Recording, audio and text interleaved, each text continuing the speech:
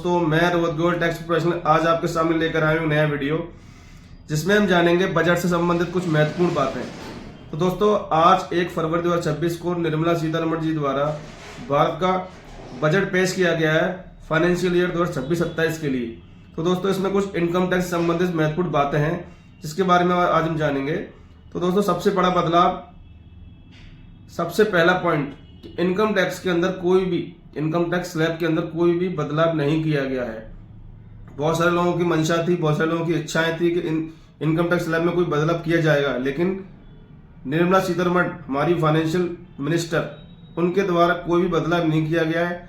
कुछ छोटे मोटे बदलाव हैं जो कि आम आदमी के लिए कुछ छूट प्राप्त की गई है, कुछ डेटों का आवागमन, कुछ डेटों का ऊपर नीचे किया गया है, वही एक छोटे मोटे बदलाव किए गए हैं, वरना इनकम टैक्स में कोई भी नया बदलाव नहीं किया गया है। देखो, सरकार बहुत सारी चीजों को ध्यान में रखते हुए बदलाव नहीं कर रही है कि एक नया bill income tax act 2025 financial year April 2026 से लागू करने वाली है।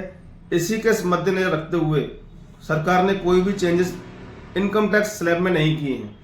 तो सबसे पहला पॉइंट जो बदलाव किया गया है कि ITR 1 और ITR 2 वह 31 जुलाई उसकी डेट रखी गई है, वह 31 जुलाई को ही फाइल होगी। दूसरी चीज, जो व्यक्ति बिजनेस और प्रोफेशन से संबंधित अपना व्यापार करते हैं या किसी प्रोफेशन में, उनके लिए यह डेट 31 अगस्त कर दी गई है। तीसरा पॉइंट, जो भी व्यक्ति अब जैसे अपना कोई भी रिटर्न उनका लेट हो जाता था, यदि किसी वित्तीय वर्ष का उनका रिटर्न लेट हो गया तो और उनको TDS उस पर काटा गया है, किसी व्यक्ति द्वारा उनके उस पैन नंबर पर TDS काटा गया है, तो वह अब रिटर्न लेट फाइल करने पर भी, रिटर्न को लेट फाइल करने पर भी उनको वह TDS क्लेम हो जाएगा। ये सबसे बड़ा महत्वपूर्ण पॉइंट सीतारमण जी द्वारा बताया गया है कि कोई भी व्यक्ति अभी अपना TDS उनका कट जाता था तो उस TDS को लेने में उन्हें बहुत दिक्कतें आती थी, कुछ उल्टे सीधे पैसे अधिकारियों को देने पड़ते थे। लेकिन इसमें बहुत बड़ी राहत दी गई है कि यदि किसी व्यक्ति का TDS कटता है तो उसको लेट रिटर्न फाइल करने पर भी इस मामूली सा जुर्माना देना होगा, उसके साथ उसका जो TDS है वो रिफंड हो जाएगा।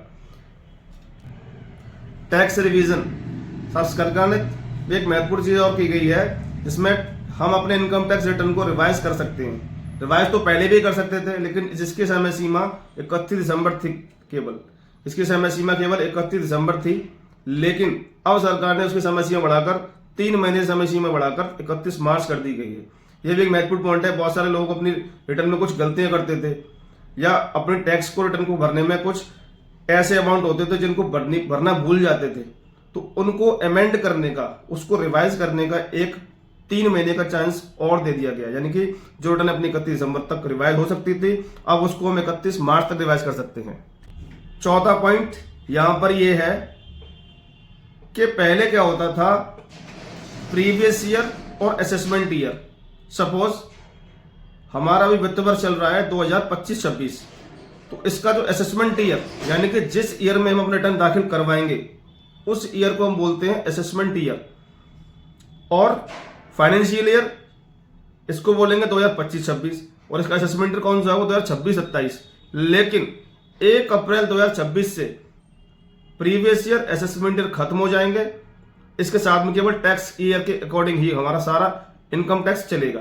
यानी कि जो सरकार नया बिल लेकर आ रही है, इनकम टैक्स एक्ट 2025, जो कि 1 अप्रैल 2026 से लागू होने वाला है, उसमें केवल टैक्स ईयर से ही लेकर केवल हम टैक्स ईयर को ही अपना ईयर मानेंगे। यहां पर कोई असेसमेंट नहीं कहा जाएगा, कोई प्रीवियस नहीं कहा जाएगा। यानी कि 2026-27 से केवल टैक्स ईयर को ही लागू करेंगे। हमारी जो ITR होगी केवल उस पर टैक्स ईयर लिखा जाएगा, ना कि असेसमेंट ईयर लिखा जाएगा। तो सबसे पहली बात, जो लोग कंफ्यूज होते थे कि हमारा कौन सी रिटर्न दाखिल हो रहा है, तो अब हमें यह बताने की जरूरत नहीं है कि ये आपका फाइनेंशियल ईयर ये था और असेसमेंट ईयर ये था। अब यहां पर हम बोलेंगे केवल टैक्स ईयर, यानी कि 2026-27 का जो रिटर्न फाइल होगा उसमें केवल 2026-27 ही बोला जाएगा। एक और पॉइंट महत्वपूर्ण, जो कि ऑडिटेड केसेस के लिए है, जो व्यक्ति अपनी फर्म की ऑडिट कराते हैं और ऑडिट कराने के लिए वो इनकम टैक्स ऑडिट कराने में लेट हो जाते हैं, यानी कि जो भी डेडलाइन गवर्नमेंट ने रखी है उससे यदि वो लेट हो जाते हैं अपनी इनकम टैक्स ऑडिट रिपोर्ट को दाखिल करने में, तो उनके लिए जो लिमिट है वो 30 डेज, यदि वो लेट होते हैं तो उनको 75,000 रुपये की पेनल्टी पे करनी पड़ेगी, और यदि 30 डेज से ज्यादा लेट होते हैं तो उन्हें 1.5 लाख रुपए तक की पेनल्टी फेस करनी पड़ेगी। यानी कि गवर्नमेंट पहले टर्नओवर और डिले पर टैक्स लगाती थी, लेट फीस लगाती थी, लेकिन अब उस लेट फीस की टाइम लिमिट रख दी गई है 30 दिन तक 75,000 रुपये, और 30 दिन से ज़्यादा जैसी क्रॉस करते हैं तो 1.5 लाख रुपए की पेनल्टी उन्हें पे करनी पड़ेगी। तो दोस्तों इसी के साथ हम अपने वीडियो को विराम देते हैं। नए नए फैक्ट्स, नए नए विचार हम आपके सामने लाते रहेंगे और इसी वीडियो की तरह हम नई नई जानकारियां को प्राप्त करवाते रहेंगे। तो दोस्तों आज के लिए धन्यवाद।